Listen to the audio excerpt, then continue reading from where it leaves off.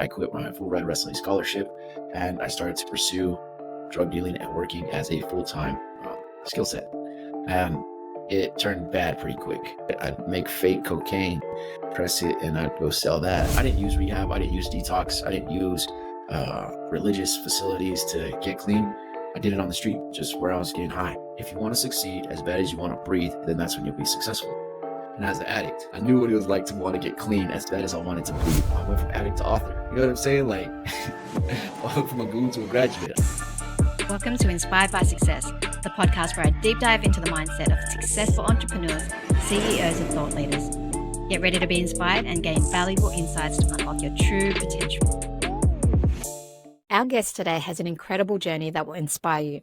Despite facing a challenging childhood marked by abandonment and years of battling addiction to Oxycontin and heroin, he never gave up. Hitting rock bottom physically, mentally, and spiritually, he found the inner strength to turn his life around through self-reflection and personal growth. He got sober, wrote a book called 5 Things to Know Before You Get Sober to help others on their journey to recovery, and earned a bachelor's degree with honors. Today, he's the founder of NoHalo, a personal development company driven by his life's purpose, helping people overcome limiting beliefs, mental barriers, and find their unique purpose. His path from adversity to empowerment proves it's never too late to positively change your life's trajectory. Prepare to be inspired by his remarkable journey of resilience, perseverance, and embracing imperfections on the path to self-improvement.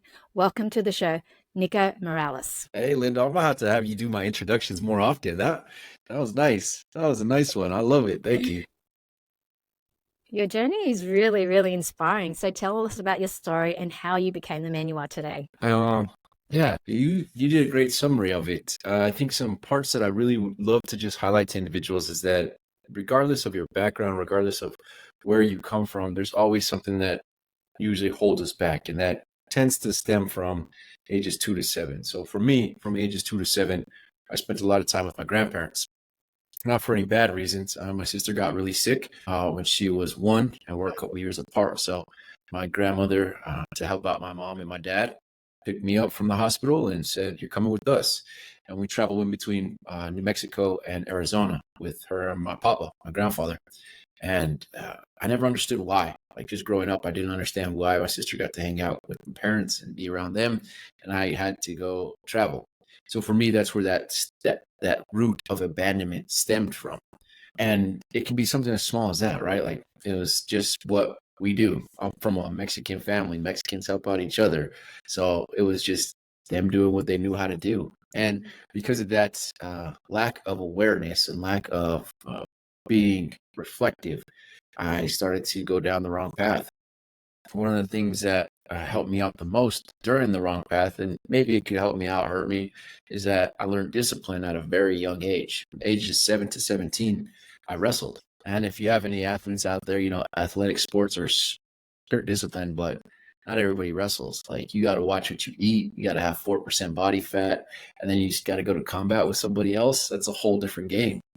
And so I learned discipline and hard work just from that, from the exposures that I had at a very young age. To my grandfather, he worked at lumber mills. My dad, he worked very hard at IT jobs. And that's all they ever taught me, was that you work hard to get what you want. And so those things combined with this idea that if someone else out there can be rich, how come we can't be rich? Got me into the drug world. Like, I took $3 and I turned it into $20. I turned that $20 into $100. I turned that $100 into $1,000. And I just learned how to hustle. For me, it wasn't bad because it was what we needed. In my head, I had this skewed viewpoint that if I could pay for my own stuff, then I didn't have to ask my parents for anything. If I didn't have to ask my parents for anything, then that relieved a stress from their life. I'll think about how contrary that is. My parents used to ask me, like, "Where'd you get that stuff?" And I'd be like, "Oh, I just found it. One of my friends left it in my car." I had to come up with these stories for the new stuff that I had. And then when I tried to give them money, they would just look at me like, "Well, where are you getting this money?" "Oh, I just figured out a way to earn some extra cash." "Well, how did you earn the extra cash?" You know, parents, they ask a bunch of different questions. Danced around it as much as I could until they figured out that, oh yeah, Nico's selling something. And that's how I got into the world. But, you know, there's rules. One of the things that I like to share with everybody in just personal development, I work with individuals, and one of the things that I hear a lot is that I don't like having to follow societal rules. But at the end of the day, you got to follow some sort of rules. There's laws out there that are always going to be present, and you have to follow them. One of the rules inside of the drug game is you never get high on your own supply. And because I hadn't ever dealt with the root issues that I had of abandonment, fear of being rejected, and I watched everybody else solve their problems with drugs, I figured, well, maybe it could solve my problems. And I used to sell, when I first started, it was just loose cigarettes. And then I moved over to swag, which was just pressed old cannabis. And then I moved into cocaine. And then I moved into pills. I didn't mind the pills. Like, I didn't like them. Xanax, Adderalls, all that stuff was brand new to us. So I didn't really care for those. But once I met Oxycontin, this stuff is amazing. And I fell in love. And because I fell in love with it, I started to get high on my own supply. I was getting hundreds of pills a month just from different people. And when I get those hundreds of pills from people, I'd save, a quarter of them for myself. I'd sell the rest of them, and I'd still have a nice come up with money. Do the same thing, flip some cocaine and make some extra money, flip some weed, make some extra money. And eventually it got to the point where I was using 4 Oxy 80s every day to just get high. It's like 360, I think, close to around there, Oxycontin. And that's enough. I learned to take out a horse. And that's what I was using just to get high on a daily basis. And that was what I can count. That wasn't like, that was averaging what I was using. And because of that, I made some poor decisions. Around the same time frame, Linda, I also had to earn myself a full ride wrestling scholarship. And so I had to make a decision. Which life do you want to go ahead and pursue, Nico? One of the other issues that I have is authority. I hate being told what to do. That's just something that I don't like. I don't think anybody really likes to be told what to do. But especially as a young man, like, I hated being told what to do. And I ran into this altercation with the wrestling coach that my school had, and I quit wrestling. And with that, I quit my full ride wrestling scholarship, and I started to pursue drug dealing and working as a full-time skill set. And it turned bad pretty quick. It turned bad pretty quick. What happened after that? Did you, what was the pivotal moment? What was the catalyst for you to change and, to get to where you are today? Return on investment. Like, that's what the catalyst was. The return on investment, to get high and to spend all the time, the hours, the maneuvering through the city. I'm from Albuquerque, New Mexico, born and raised, and it's not a very big town. So you can. It's not like you got a big city that you can go hide from things. So you can cut off into a different section of town. Everybody knows everybody. And in that industry, we'll call it, everybody knows what everybody else is doing. So was it easy to rob people when I needed to rob people? It always came back around because at this point, that's what I was doing. And the return on investment, I would spend hours a day figuring out how to hustle up money, robbing people, running schemes, running scams, just so I can get high. By the time I got high, I was so exhausted from the day that the high wasn't even worth it. Just for not even getting high for hours, I'd get high for maybe like 30 minutes just to feel a small amount of quote unquote pain relief. I remember one evening I had robbed like 3 people that day. And the way I robbed people was a couple different ways. I didn't normally just take a gun and go take stuff from them. I was a little bit more swift than that. So I'd figure out dummy sacks is what I call them. Summertime, what I would do is I'd go and follow the tar trucks, the ones that were fixing the roads. And as soon as they had laid tar, I'd wait for them to hit the corner, and then I'd go out there and I'd scoop that tar off the ground and I'd throw it in a bag. Well, it looked like black tar heroin. And so I'd go sell that to some kid or some dumbass that I saw at entering the game, and I would take all their money, walk away with their money very quickly. Didn't have to do anything violent. Didn't have to really press anybody. Here you go. Here's a couple ounces for a few $100. And they're like, oh my goodness, I've never had a deal like this. It's like, yeah, you won't ever get a deal like this either, too. And I'd use that to go get high.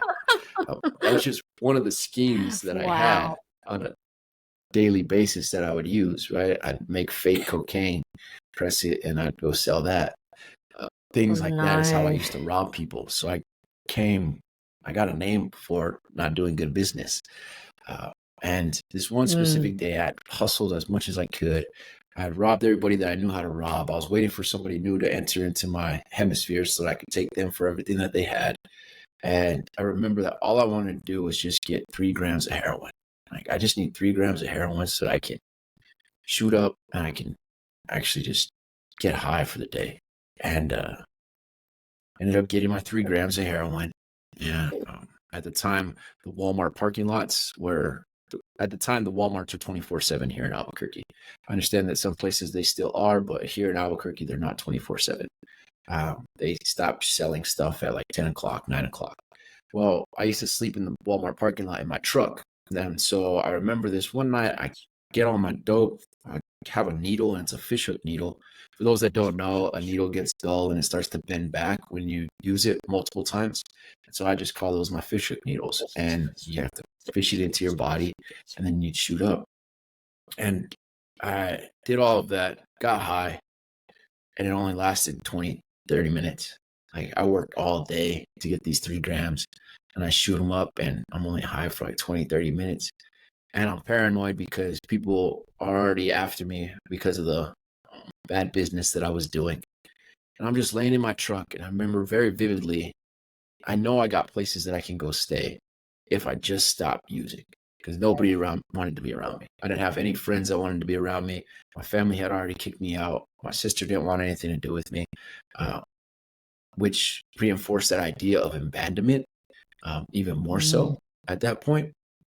And I was like, well, if I can just make it through the night, then maybe tomorrow something will break. And I had this big old machete and I put that underneath my shirt, threw my jacket over me, and I laid in the front of bed of my truck and I just tried to get some sleep. I couldn't sleep, and I remember just looking out the window, seeing some stars, and just wondering, what the heck are you doing, dude? Like, what are you doing at this point in your life? Why are you making it so much more difficult for yourself? And that was one of the turning points for me to stop using heroin. And at that point, I made the decision. And that's what I think I really want to drive home out of that story, is that you got to make a decision. I didn't use rehab. I didn't use detox. I didn't use religious facilities to get clean. I did it on the street, just where I was getting high, because I figured if I could get myself strung out, then I could get myself unstrung out. And I heard everybody go through these treatment centers that they just lock you in a room for hours until you went through your withdrawals. And I was like, I ain't going to do that. I'm not going to have nobody pay thousands of dollars for me to just get locked up in a room. I should be able to do this on my own. I changed my telephone number. I made sure that nobody could get in contact with me. I deleted all the contacts that I knew that could get me something. And I made the decision, Nico, you're just going to white knuckle it. You're going to get clean.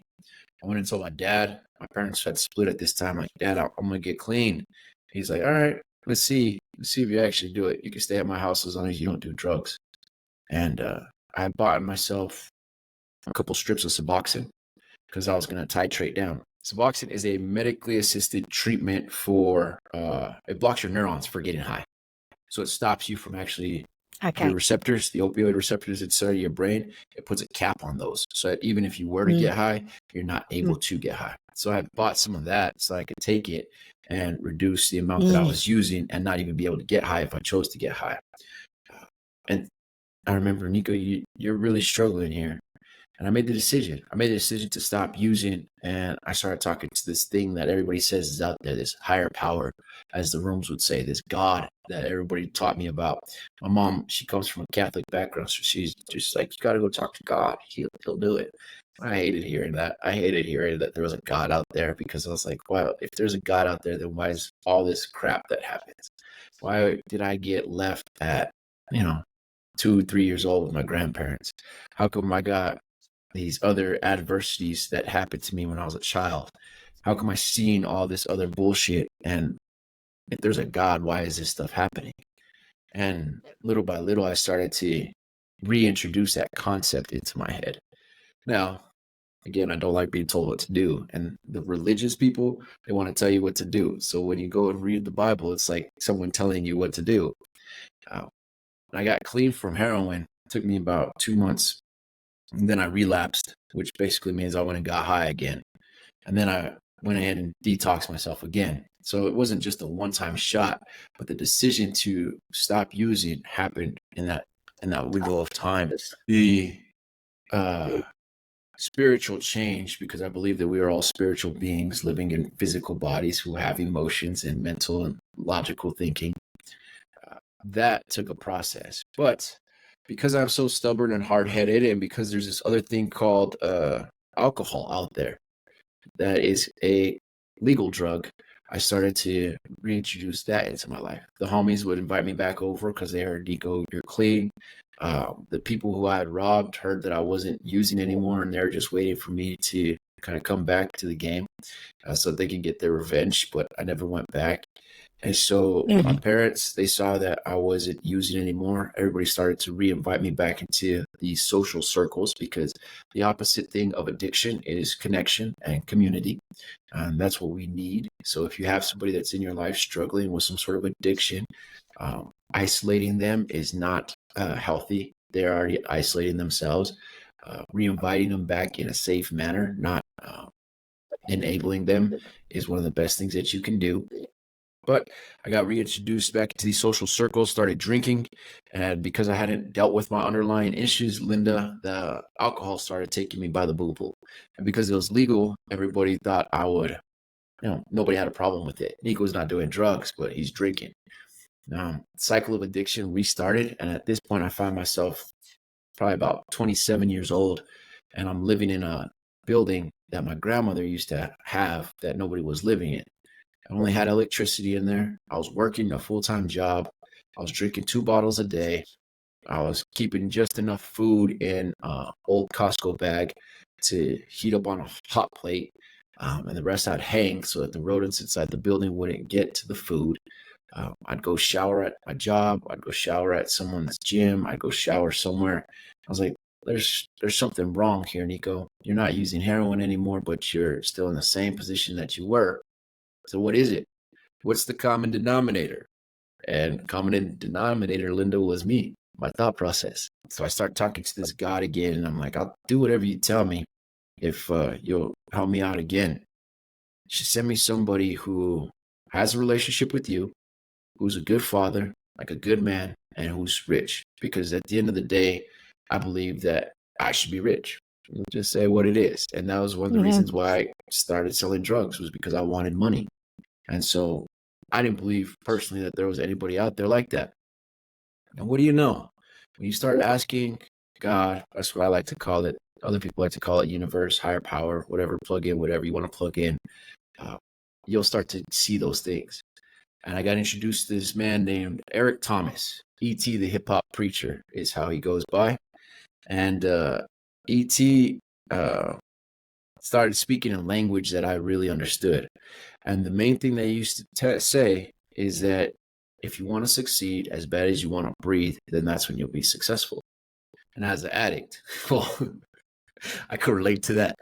I knew what it was like to want to get clean as bad as I wanted to breathe. And so I did what I needed to. And one of the best things that I learned from him was that your thoughts create your actions, because your thoughts control your emotions. So what way I like to teach it now to other individuals is, what type of tea are you going to sip? Your thoughts create your emotions create your actions. So what kind of thoughts are you having?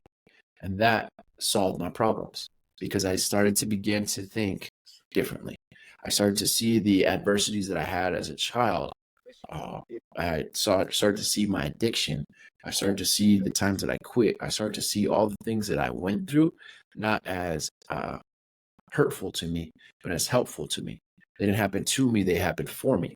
And when I started to look at them in that aspect, I started to use what clinicians call transferable skills, right? So not only did I see the drug dealing as, well, Nico, you used to be a drug dealer, then you turned into a drug addict. I said, Nico, well, you're a great problem solver. Because at the end of the day, somebody who drinks and uses drugs, they're solving a problem for themselves. Drug use and substance use is a symptom to somebody who's unhappy. They're still hurt. And so I looked at it as, Nico, you're a great problem solver because even from a young age, you figured out ways to solve problems when everything was against you. You're great at moving products. You're great at connecting. You're great at interacting with individuals.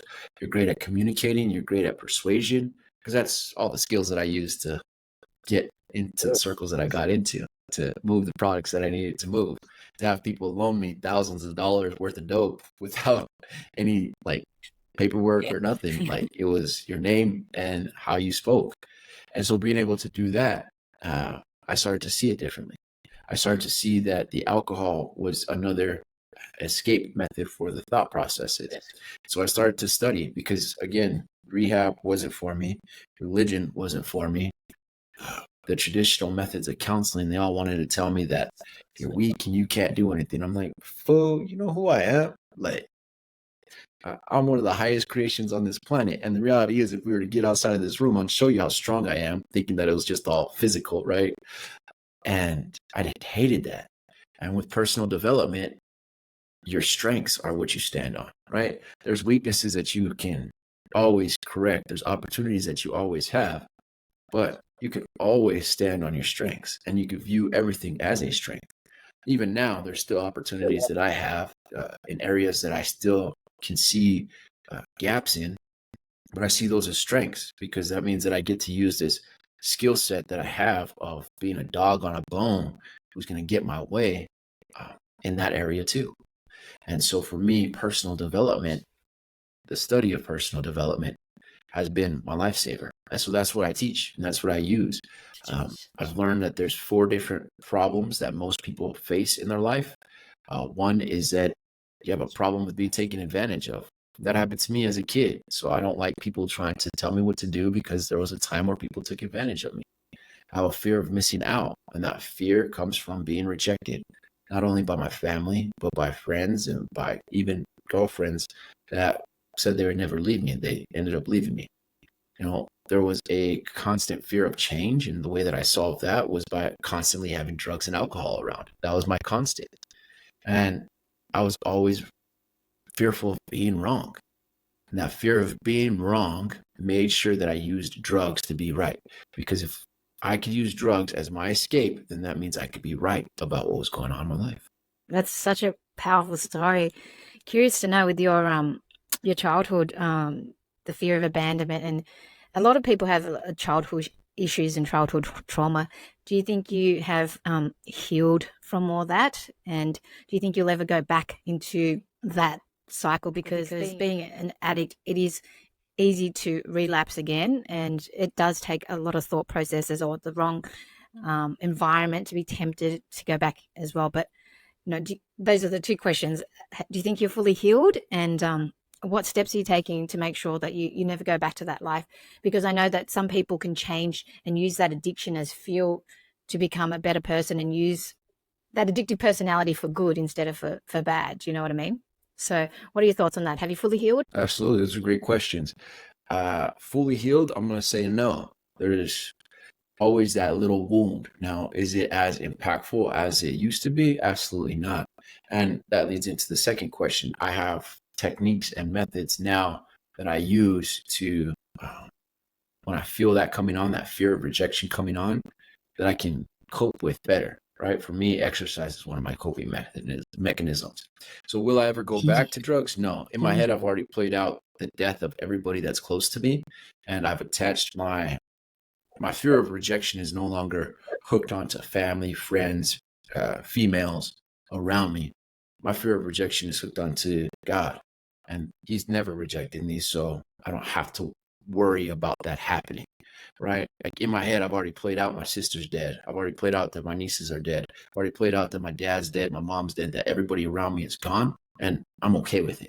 Like, it sounds morbid, but I'm okay with it because I don't have to fear being rejected by them. They could all up and tell me, Nico, we don't want to talk to you ever again. And I'd be okay with that, because my acceptance doesn't come from anybody in this planet anymore. It comes from the higher power. Wow, that's so powerful. And what are your thoughts on using that addictive personality? How have you channeled it and made it work for you?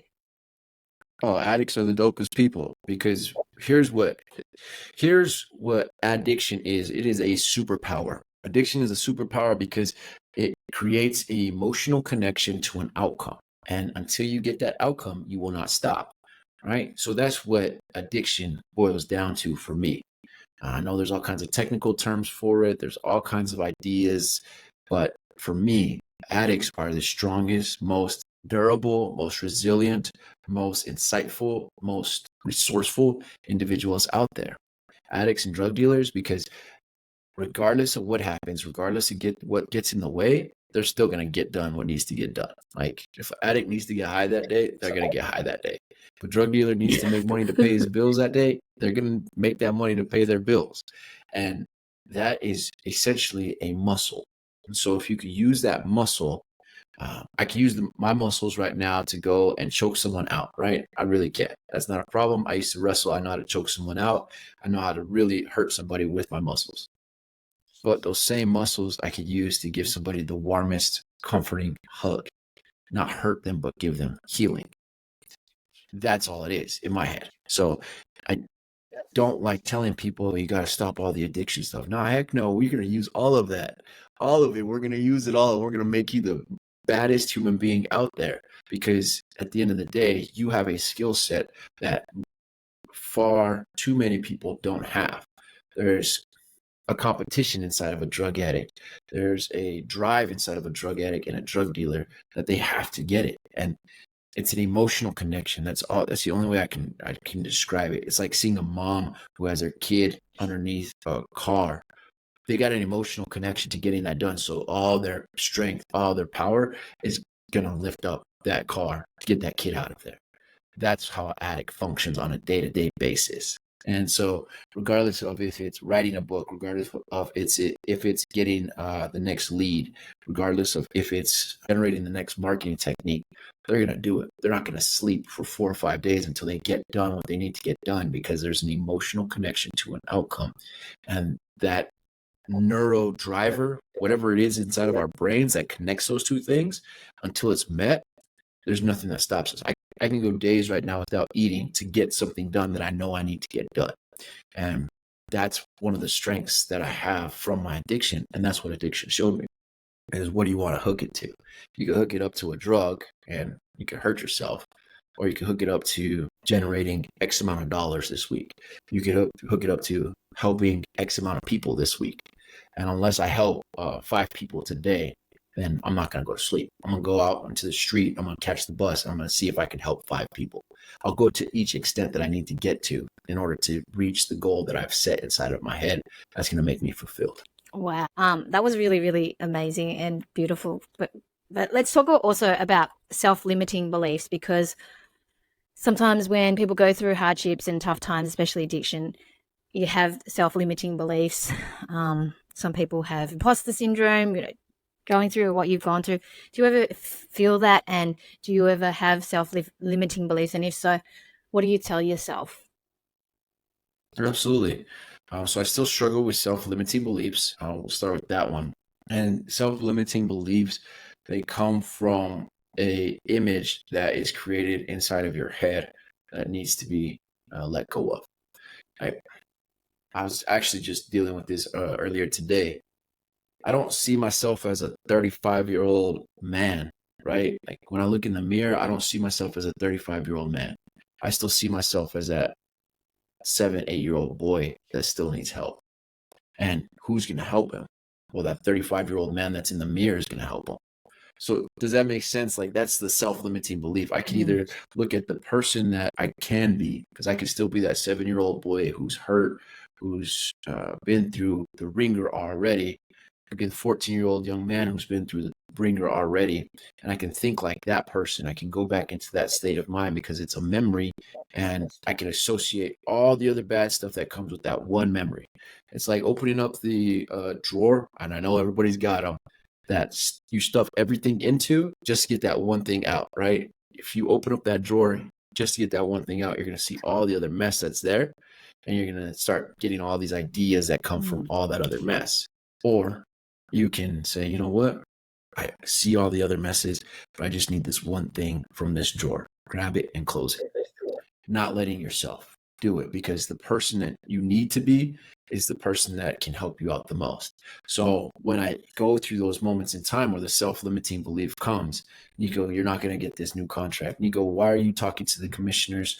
Nico, why is the state hiring you to come coach these individuals here? Why are you talking to leaders? I get those kind of calls, and there's a self-limiting belief. Like, you guys know who I am, right? Like, you guys know the drug addict, the dude who used to use fishhook needles. You guys know all of that because I'm very open about it, and you guys still want me around. That's one thought process. The other thought process is, yeah, you're the dude that overcame all of that. You're the guy that has no problem in standing on it and talking about it with other individuals. So that's exactly why they need you, because you have zero fear. There's zero fear to go get out, get high, and get into these dealings that you shouldn't have been dealing with. Just like there's zero fear to go sit and talk with the county commissioner. Just like there's zero fear to go talk with the department head of Human Services Department in New Mexico. Just like there's no fear to go sit and call these people out on things that need to be called out on. I can do it. So the self-limiting belief gets stopped when I change the perspective. No longer am I that 7-year-old boy that I see inside the mirror. Instead, I'm a 35-year-old man that's going to help that 7-year-old boy out. And that self-limiting belief changes because I was able to take just that one thing out of the messy drawer and use it for what I need to use it for, and not leave everything else, not take it with me. You had also brought something up, Linda, that I think is important: imposter syndrome. Imposter syndrome, it does happen. Absolutely. I do keynote speeches, and it was earlier this month. I was on a stage, and there was an NBA player who I was sharing the stage with. Imposter syndrome can kick in, right? Dude's close to 7 feet tall. He's an NBA player. He doesn't have any story like I got a story. And you ask yourself, why are you even on the stage with this guy, Nico? Like, that's what starts to go through my head. Why are you on the stage with this guy? The reality is, he was on the stage with me. That was my stage. And the reason why it was my stage is because I did all the work that I needed to do to be on that stage. Nothing that I was about to say when I got up to that podium was going to be a lie. Everything that I say was going to be with conviction. And because of the work that I did, that imposter syndrome fell away. So the only time that imposter syndrome really sticks around, for me at least, is when I'm attempting to do something that I don't believe I haven't put in the work for. It's like the guy who, weightlifting reference, the guy who goes to try to lift 4 or 5 plates on each side, and he hasn't ever done one plate. So he has no form. He hasn't done the work, the steps to get to those 4 plates. Of course, he's going to freak out and hurt himself because he knows he's an imposter. But the guy who's built up from 1 plate to 2 plates to 3 plates to 4 plates, they're going to be able to do it and not feel any type of way about it because they've done the work. So imposter syndrome, yes, it does pop up. Self-limiting beliefs, yes, they still pop up. But I have the resilience, I have the wherewithal, I have the work, and I have the habits, because that's what it boils down to remind myself of the work that I've put in, so that the self-limiting belief gets put away in a shorter amount of time than it used to, right? Because it's still going to pop up. I think even some of the greats still have to deal with that self-limiting belief or that imposter syndrome, but they have the skills and the tools and the evidence that closes that window of that belief being open for so long. And so the sooner that you can shut it off, the less it's going to want to come around. Wow, that's amazing. Let's talk about your entrepreneurial journey as well, because it seems like you're a hustler at heart, and you've built up the skills from the streets as well. But what inspired you to create NoHalo, and what's the meaning behind the name? Let's do the meaning of the name first, because that one's fairly simple. I don't believe anybody's a perfect little angel. I believe everybody has NoHalo. Like, there's not anybody out here who's perfect. So it's okay to have NoHalo. And my goal is to share that message. The only thing that you are required to do is do better today than you did yesterday. No one's requiring you to be a perfect angel. Just do better today than you did yesterday. It's okay to have NoHalo. And so that's where the name came from. It actually comes from a song that I listened to by this group called Social Club Misfits. And the guy was talking about his journey, and his journey was similar to mine. I've never done any large stretches of time. I've been detained a few different times on some crimes that they allegedly said that I did. but nothing, anything serious. And he was talking about his extended amount of time and how he was okay with not having a halo. I was like, oh, bada bing. I'll just use that as my business name, NoHalo. And the intention behind it is to teach exactly what I learned in my journey, and that's personal development. Um, I I struggle with religious organizations because I grew up around very religious people. Like we went to church on Wednesday and Sunday, and everybody talked church this, church that, but nobody actually lived it. So I struggle with religious organizations. I struggle with the traditional methodologies, counseling. They want to tell me that I'm not strong enough and that everything's my parents' fault. Well, you know what? My parents did the best that they could. Yes, they could have done better. Yes, there were some situations that happened, but they're humans too. So they did the best that they could with what they had. And that's where they produced me. The other methods, like the NAAA programs, not knocking them, they have some great skills, but in those rooms, they want you to affirm that you are not, like, to say I'm an addict and I'll always be an addict.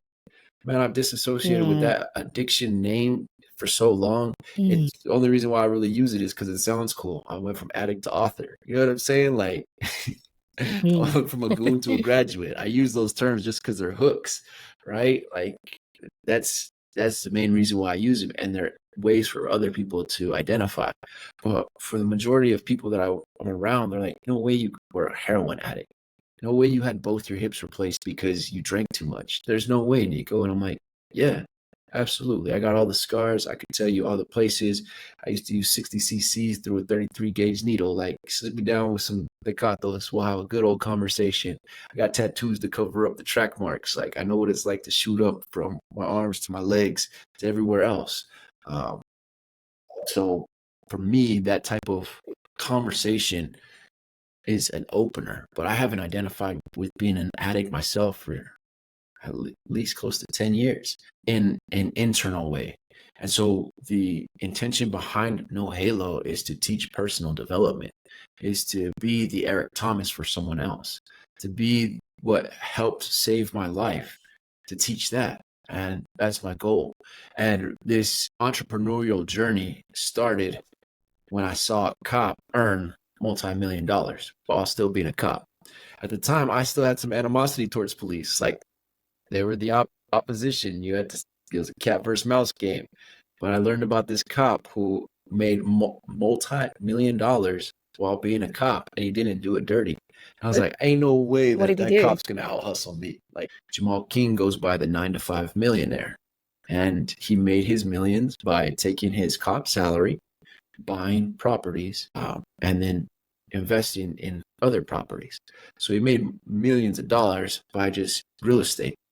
And I was like, man, the only person that I knew who did real estate was my grandma. And my grandma, she had a bunch of properties all throughout New Mexico and Arizona. And I never watched her work a day in her life, like, ever. So it made sense to me, but it bugged me that I hadn't figured it out myself, right? Like, it bugged me that I was still thinking I got to sell a product rather than invest. And when I started to learn about these investments that people make and how they make money when they sleep, I was like, that's just like having a dude work for you. Like, I've had 3 or 4 dudes working for me at one time in different counties. That's all you guys are doing with properties, and it's all legitimate, and you just have to have a business. But this concept that, and I say this delicately, when you understand your worth, your intrinsic worth, you'll realize that there's not an organization that can pay you what you're worth. There's not.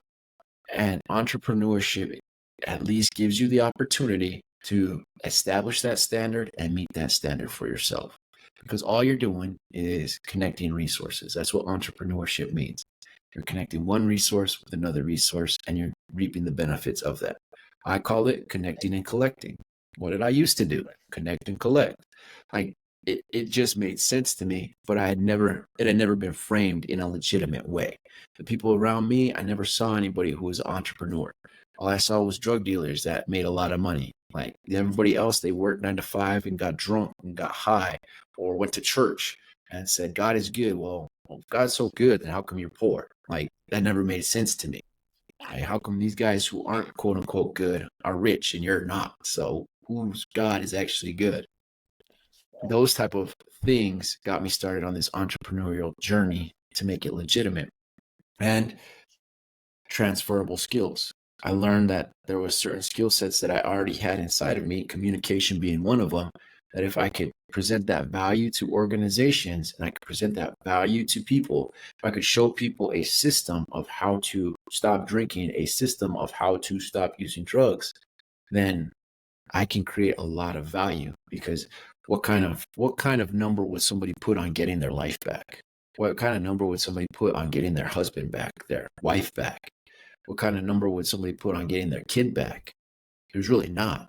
So if there's not a number, then I just get to pick one out of the air and tell them, here, give me this, and I'll teach you the system. If they follow the system that I've created, because of the times that I've stopped using, because of the times that I've gotten clean, then they'll be able to do it themselves. And that's what got me hooked with entrepreneurship. I love it. It's not work to me. To me, it's having fun and helping people. And the more fun that I can do, the more people I can help, the byproduct is that I get money. Like, I do this stuff for free. I sit here and talk with people for days for free.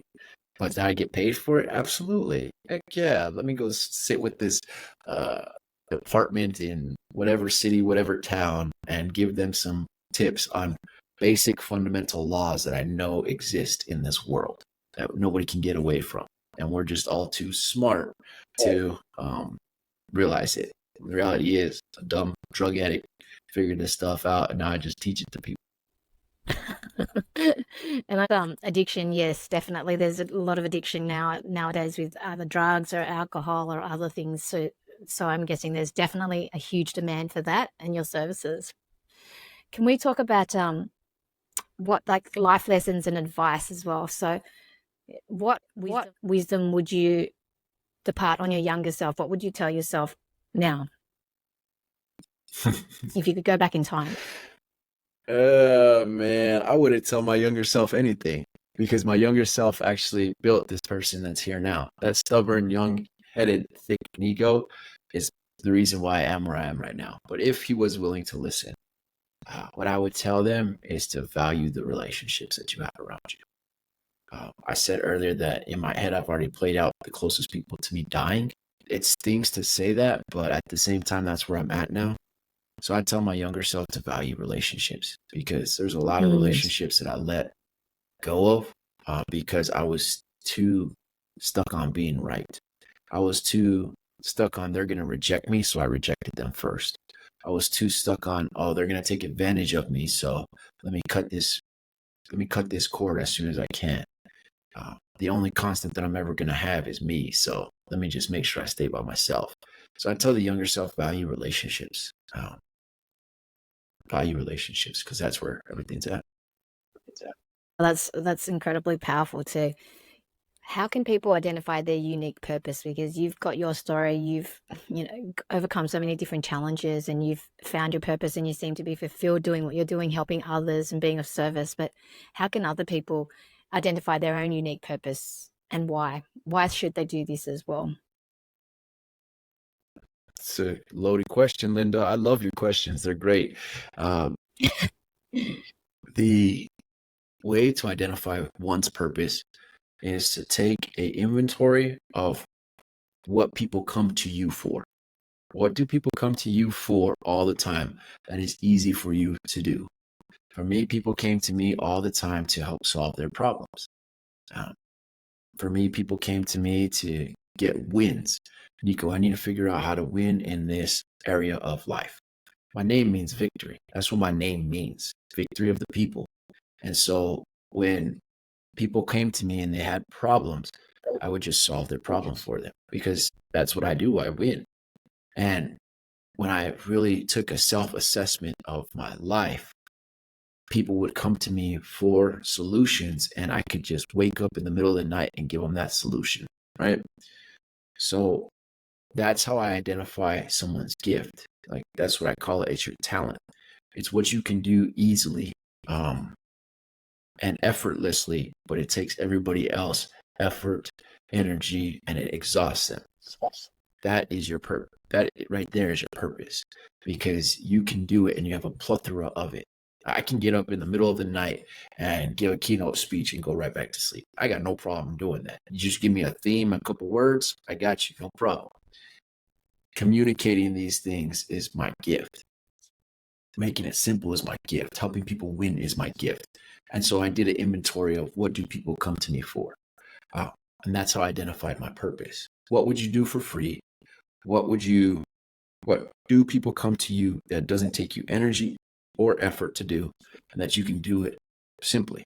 That's right there is your purpose. How do you translate that into an income? Well, we live in 2024. First, you make sure that you market yourself well. Because personally, I might be blasphemy to some people. Beyonce is not the best singer in the world. Just gonna say it out there. Like, sorry, Beyonce is not the best singer. Adele's not the best singer, but they are the best marketed singers. And because the best marketed singers, that's why everybody knows their name. So if you can market your skill set, market that value, then you're able to create an income off of it. The other thing that you had asked is like, what I heard you ask, I should say, is how can somebody identify it and use it? Well, I believe that everybody was created with these gifts, right? There's all kinds of gifts that everybody has. When you function in that gift, you go into a state where time doesn't exist. You go into a state where things don't, like everything that used to matter doesn't matter. You're not hungry. You're not tired. You're not fazed by it. That right there is you using your gift. So how can you replicate that over and over and over again? The other thing that I'd like to share is that birds don't have to try to fly. Bears don't have to try to hibernate. Lions don't have to try to roar. You don't have to try to use the gift, what you were created to be. You don't have to try to use it. And for many of us in today's society, because of social media, culturalization, socializations, the things that have been imposed on us, regardless of where you're at in the world, we think we have to try so hard to get certain things, and you don't. It's actually the reverse. If you just exist and you be who you are, that's what humbleness means, is being who you are, being the dirt that you were created from, being your true self. That's when everything else comes to you. So when you're chasing these things, when you're chasing your money for your car note, when you're chasing your money for your rent, when you're trying to find that next job that's going to pay you 50 cents more than it used to, you're not being yourself. And when you're not being yourself, you're actually pushing away that gift that's available for you. And like I said, a bird doesn't have to try to fly. Whatever it is that you got inside of you, you don't have to try to do it. What you do have to do, though, is identify it and market it. Identifying and marketing it, those are the simplest tasks that you can do. And there's thousands of tools out there. Self-assessment, self-reflection is where you start. Journaling, understanding who you are is one of the root causes. For me, what helped out the most is identified out of those 4 fears that I talked about earlier, which one was the biggest driver for me. And for me, the biggest driver was the fear of rejection. And so when I understand the fear of rejection, well, that also means that I'm very great at building relationships. If I have a fear of being taken advantage of, which is one of my other big fears, then that means that I'm great at solving problems. You might have the fear of change. Well, that means that you're great at consistency. So creating an environment for individuals to have a warm, consistent place, there you go. That's where your skill set's at. You might be having that fear of being wrong, and that's okay. But do you know what that means? That you're great at analyzing data. You're great at taking all the facts and using them. So where can you use that in your own life? What about fear of failure? What if someone's got a fear of failure? How do you analyze that? Because you seem to flip it in a different perspective. But what's your perspective of fear of failure? How can they use that? Yeah, you're scared of being successful. You have so much potential inside of you that you don't think that you could ever meet it. That's the fear of failure. We all fail. At the end of the day, you're wanting to be perfect in an imperfect world. Reminder, it's okay to have NoHalo. The fear of failure is okay to have, but that just means that you are so gifted and you're so talented that you know that regardless of what you do, you may miss the mark. The reality is we all miss the mark. Ain't nobody's perfect. And coming from a theological point of view, there was only one man who was perfect and they killed him. So what are they going to do to you? Slaughter you? Woohoo. Become a martyr. Great. Wow, that's very powerful advice there. Do you have any advice for those that are feeling stuck or at a crossroads in their life, and similar to what you went through? Do you have any advice for those type of people as well, like the younger version of you? Yeah. The advice that I give the younger version of me, other than value relationships, but for somebody who's stuck, you got to get out of your own way. Like if you're stuck, it's because you're in your own way. You probably have some sort of tension of the person who you think you need to be versus the person who you actually are. And that tension is causing you to be pulled in two different directions. You can't go in two different directions. You have to pick one. So if you're stuck, you have to analyze the pros and cons of each direction that you want to go with. There was a pros and cons list of sticking to drugs and alcohol and that lifestyle. There was pros and cons to it. There really was. There was pros and cons to changing my life a complete 180 degrees. And which one had more pros than more cons? We're seeing the pros live out right now. So if you are stuck, whether it's an addiction to, hardcore drugs like I was, alcohol and heroin, or if you're just stuck to the addiction of oversleeping, the addiction of procrastination, the addiction of spending, the addiction of overeating, you're stuck because you have tension inside of you of two paths that you are attempting to go down. And at the end of the day, you're not going down either one. So make a pros and cons list and pick which one's going to be most beneficial for that day. And be honest with yourself, because that's the other side of it that I was stuck with. I wanted to fulfill this idea of the man that I thought I needed to be versus be the actual person that I was created to be. And that tension caused me to be somebody that I eventually hated. And because I hated them, when I had to lay down sleep, I thought about how much I hated myself. So now, shoot, I can go to sleep easy because I love myself. And because I love myself, I get to show love to the rest of the world. Wow, that's so beautiful. Who's been your biggest inspiration and why? Biggest inspiration? E.T.'s been a very big inspiration for me. Eric Thomas. Why? Because the man has the three things that I value the most. He has a relationship with God. He has a great relationship with his wife and his kids. And dude's balling. Like, he's got money. So for me, that's been one of my biggest inspirations is E.T. Most recently, I got introduced to this gentleman by the name of Wes Watson.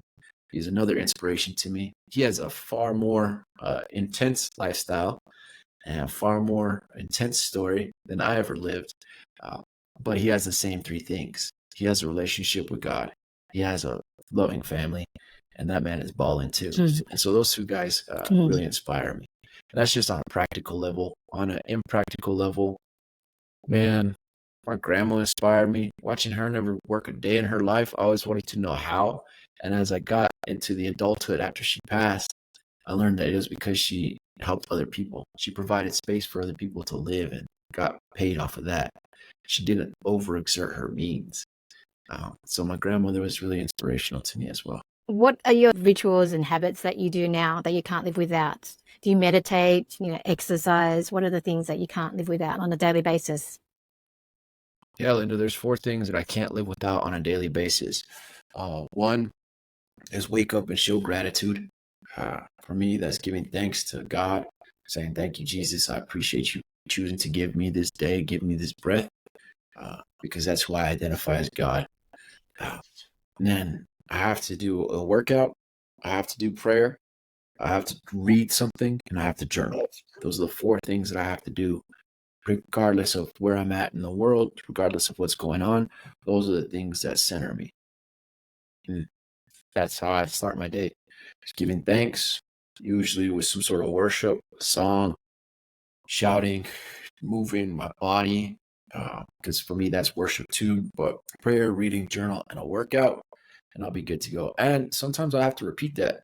In like the middle of the day, I used to have to do it like 2 times a day because I'd freak out on somebody and I'd get all sad that I got mad and came out of character. And I could feel the just angst inside of me, so I had to repeat it. So not just in the morning, that's where it starts, but also repeating it throughout the day whenever I need to. That's so beautiful.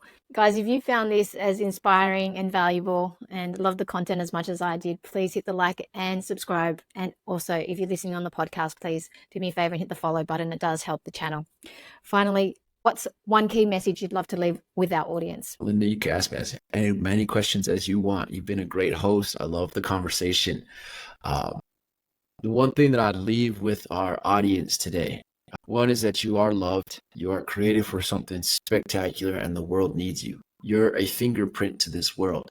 So what kind of fingerprint are you going to leave? And then my catchphrase, man, you don't have to be perfect little angel. You have to do better today. It's okay to have no halo. Oh, beautiful. Where can people connect and find you, Nico? Couple of different ways. If you are on social media, it's at NoHalo NM. So NoHalo, Nico Morales, the initials for that. That's on all platforms. YouTube, Instagram, Facebook.